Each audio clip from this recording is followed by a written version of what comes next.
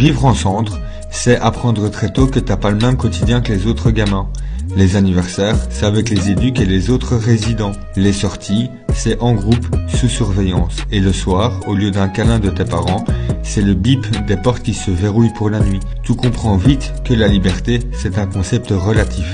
L'école, c'est parfois dans le centre, parfois à l'extérieur, mais toujours avec cette étiquette d'enfant à problème.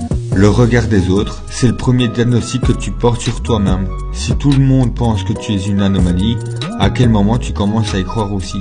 L'adolescence, c'est l'âge où tu cherches ta liberté. Sauf que quand t'es en centre, ta liberté, c'est un privilège, pas un droit. Tu négocies chaque sortie, chaque coup de fil, chaque espace personnel, et tu grandis avec cette peur. Si je déconne, on va me l'enlever.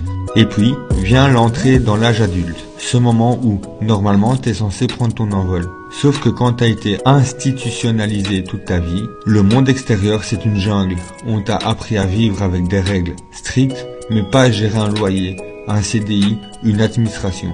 Tu passes de trop encadré à totalement lâché dans la nature. Et là, c'est souvent la chute libre. Moi, j'ai cru que je pouvais faire sans aide, que j'étais plus fort que le système. J'ai voulu rattraper le temps perdu, prouver que j'étais capable. Résultat, 3 ans de galère, des jobs en boucle, des relations foutues en l'air, une instabilité qui me rattrapait à chaque fois. Tu peux sortir d'un centre, mais sortir du mode de survie, ça c'est une autre histoire. C'est là que j'ai compris que grandir en psychiatrie et en centre spécialisé, ça laisse des traces.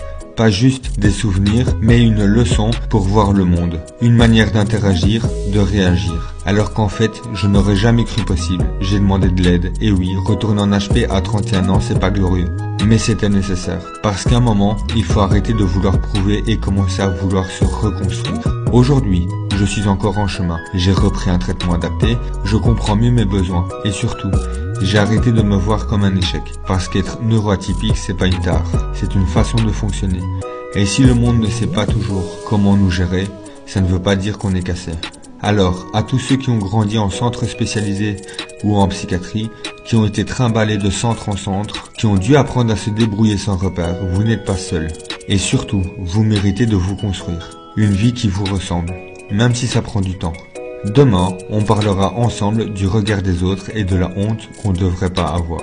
Si tu ne veux pas rater le meilleur storytelling de l'année, je t'invite fortement à t'abonner à mon compte TikTok. PS, je ne suis pas fou, juste un tout petit peu.